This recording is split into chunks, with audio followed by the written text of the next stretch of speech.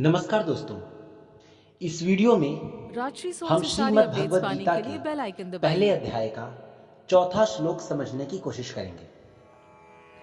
दोस्तों, इसके पहले का जो तीसरा श्लोक था उसके बारे में जो भी उसका व्याख्यान था उसका लिंक मैंने नीचे दे रखा है।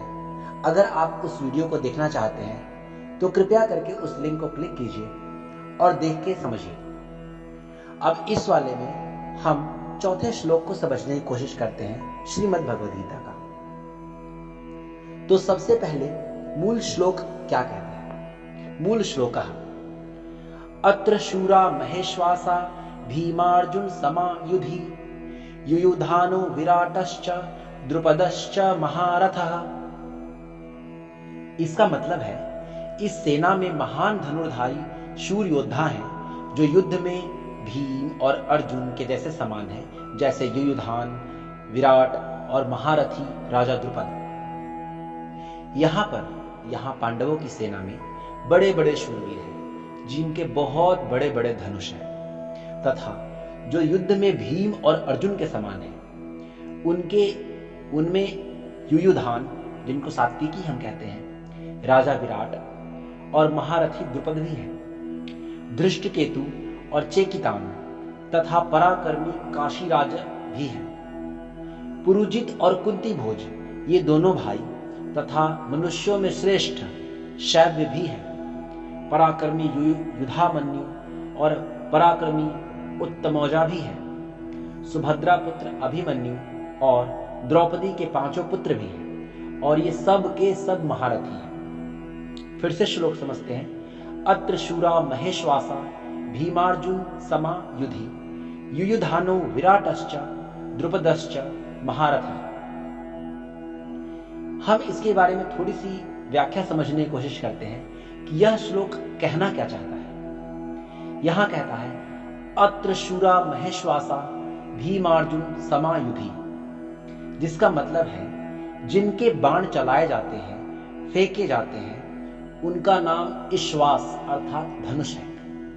ऐसे बड़े बड़े ईश्वास यानी जो धनुष जिनके पास में है वे सभी महेश्वास हैं। तात्पर्य है कि बड़े धनुषों पर बाण चढ़ाना और प्रत्यंचा खींचने में बहुत बल लगता है। जोर से खींचकर छोड़ा गया बाण विशेष मार आता है। ऐसे बड़े बड़े धनुष पास में होने के कारण ये सभी बहुत बलवान और शूरवीर हैं। ये मामूली योद्धा नहीं है। युद्ध में ये भीम और अर्जुन के समान है, अर्थात बल में ये भीम के समान और अस्त्र शस्त्र की कला में ये अर्जुन के समान है।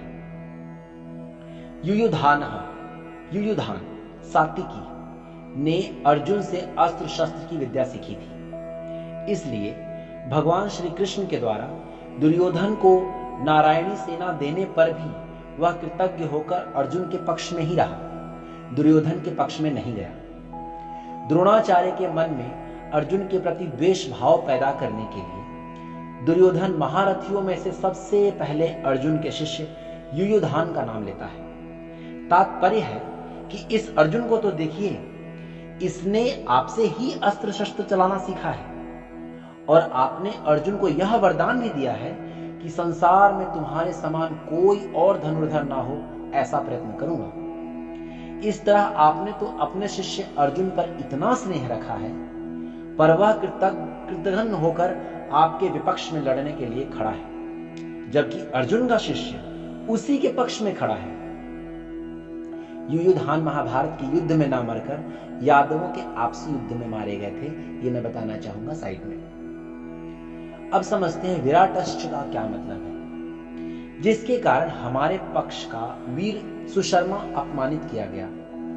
आपको सम्मोहन अस्त्र से मोहित होना पड़ा और हम लोगों को भी जिसकी गाय छोड़कर युद्ध से भागना पड़ा, वह राजा विराट आपके प्रतिपक्ष में खड़ा है। राजा विराट के साथ द्रोणाचार्य का कोई ऐसा बैर भाव या द्वेष भाव नहीं था, परंतु दुर्योधन यह समझता है कि अगर युयुधान के बाद मैं द्रुपद का नाम लूं तो द्रोणाचार्य के मन में यह भाव आ सकता है कि दुर्योधन पांडवों के विरोध में मेरे को उकसाकर युद्ध में लड़ने के लिए विशेषता से प्रेरित कर रहा है, तथा मन में पांडवों के प्रति वैर भाव पैदा कर रहा है। इसलिए दुर्योधन द्रुपद के नाम से पहले विराट का नाम लेता है, जिससे द्रोणाचार्य मेरी चालाकी न समझ सके और विशेषता से युद्ध करें। राजा विराट उत्तर, श्वेत और शंख नामक तीनों पुत्र सहित महाभारत युद्ध में मारे गए। अब अगला शब्द है, वह है द्रुपदश्च महारथः। आपने तो द्रुपद को पहले की मित्रता याद दिलाई, पर उसने सभा में यह कहकर आपका अपमान किया कि मैं राजा हूं और तुम भिक्षुक हो, अतः मेरी तुम्हारी मित्रता कैसी? तथा वैर भाव के कारण आपको मारने के लिए पुत्र भी पैदा किया। वही महारथी द्रुपद आपसे लड़ने के लिए आपके विपक्ष में खड़ा है। राजा द्रुपद युद्ध में द्रोणाचार्य के हाथों मारे गए थे। अब आते हैं धृष्टकेतु। यह धृष्टकेतु कितना मूर्ख है कि जिसके पिता शिशुपाल को कृष्ण ने भरी सभा में चक्र से मार डाला, उसी कृष्ण के पक्ष में लड़ने के लिए खड़ा है। धृष्टकेतु द्रोणाचार्य के हाथों मारे गए थे। चेकितानः, सब यादव सेना तो हमारी ओर से लड़ने के लिए तैयार है और यह यादव चेकितान पांडवों की सेना में खड़ा है। चेकितान दुर्योधन के हाथों मारे गए थे। काशीराजश्च वीर्यवान, यह काशीराज बड़ा ही शूरवीर और महारथी है, यह भी पांडवों की सेना में खड़ा है। इसलिए आप सावधानी से युद्ध करना, क्योंकि यह बड़ा पराक्रमी है। काशीराज भी महाभारत के युद्ध में मारे गए थे। पुरुजित कुंती भोजश्च, यद्यपि पुरुजित और कुंती भोज ये दोनों कुंती के भाई होने से हमारे और पांडवों के मामा हैं, तथापि इनके मन में पक्षपात होने के कारण ये हमारे विपक्ष में युद्ध करने के लिए खड़े हैं। पुरुजित और कुंती भोज दोनों ही युद्ध में द्रोणाचार्य से मारे गए थे। शैव्यश्च नरपुंगवः, यह शैव्य युधिष्ठिर का ससुर है। यह मनुष्यों में श्रेष्ठ और बहुत बलवान है। परिवार के नाते यह भी हमारा संबंधी है, परंतु यह पांडवों के ही पक्ष में खड़ा है। युधा मनुश्च विक्रांत उत्तमोजाश्च वीरवान, पांचाल देश के बड़े बलवान और वीर योद्धा युधामन्यु तथा उत्तमौजा मेरी वैरी अर्जुन के रथ में पहियों की रक्षा में नियुक्त किए गए हैं। आप इनकी ओर भी नजर रखना। रात में सोते हुए इन दोनों को अश्वत्थामा ने मार डाला था। सौभद्रः, यह कृष्ण की बहन सुभद्रा का पुत्र अभिमन्यु है। यह बहुत शूरवीर है। इसने गर्भ में ही चक्रव्यूह भेदन की विद्या सीखी है, अतः चक्रव्यूह रचना के समय आप इसका ख्याल रखें। युद्ध में दुशासन पुत्र के द्वारा अन्यायपूर्वक सिर पर गदा का प्रहार करने से अभिमन्यु मारे गए थे। द्रौपदेयाश्च, यहां भीम, युधिष्ठिर, भीम, अर्जुन, नकुल और सहदेव इन पांचों के द्वारा द्रौपदी के गर्भ से क्रमशः प्रतिविंध्य, सुतसोम, श्रुतकर्मा, शतानिक और श्रुतसेन पैदा हुए हैं। इन पांचों को आप देखिए। द्रौपदी ने भरी सभा में मेरी हंसी उड़ाकर मेरे हृदय को जलाया है। उसी के इन पांचों पुत्रों को युद्ध में मारकर आप उसका बदला चुकाए। रात में सोते हुए इन पांचों को अश्वत्थामा ने मार डाला था। सर्व एव महारथा, यह सबके सब महारथी है, जो शास्त्र और शस्त्र विद्या दोनों में ही प्रवीण है और युद्ध में अकेले ही एक साथ 10,000 धनुर्धारी योद्धाओं का संचालन कर सकते हैं। उस वीर पुरुष को महारथी कहते हैं। संबंध क्या है इसका? दुर्योधन के मन में पांडवों के प्रति द्वेष पैदा करने के लिए और युद्ध के लिए जोश दिलाने के लिए दुर्योधन ने पांडव सेना की विशेषता बताई।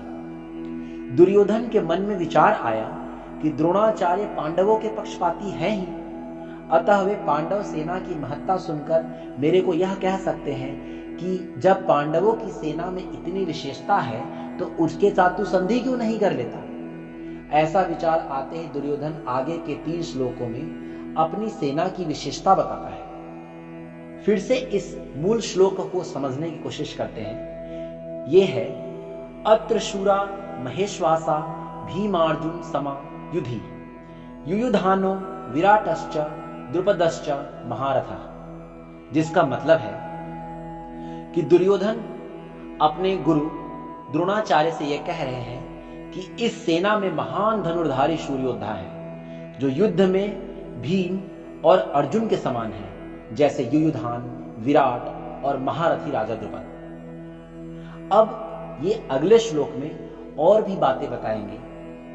तो दोस्तों, ये मैंने अपने तरफ से छोटी सी कोशिश करी कि मैं श्रीमद् भगवत गीता के अध्याय 1 का 4था श्लोक आपको समझाने का प्रयत्न करूं। दोस्तों, मुझसे गलती हो सकती है। अगर मेरे व्याख्यान में गलती है तो कृपया करके मुझे कमेंट में सुधारने की कोशिश करें। और अगर आपको हमारा ये वीडियो अच्छा लगा तो लाइक करें, सब्सक्राइब करें, शेयर करें, ताकि वो लोग भी इसका व्याख्यान समझ सकें जो चाहते हैं कि गीता का ज्ञान उन्हें घर बैठे मिले। अगले वीडियो में मैं आपको श्रीमद् भगवत गीता के पहले अध्याय का 5वां श्लोक बताऊंगा। तब तक के लिए विदा। धन्यवाद।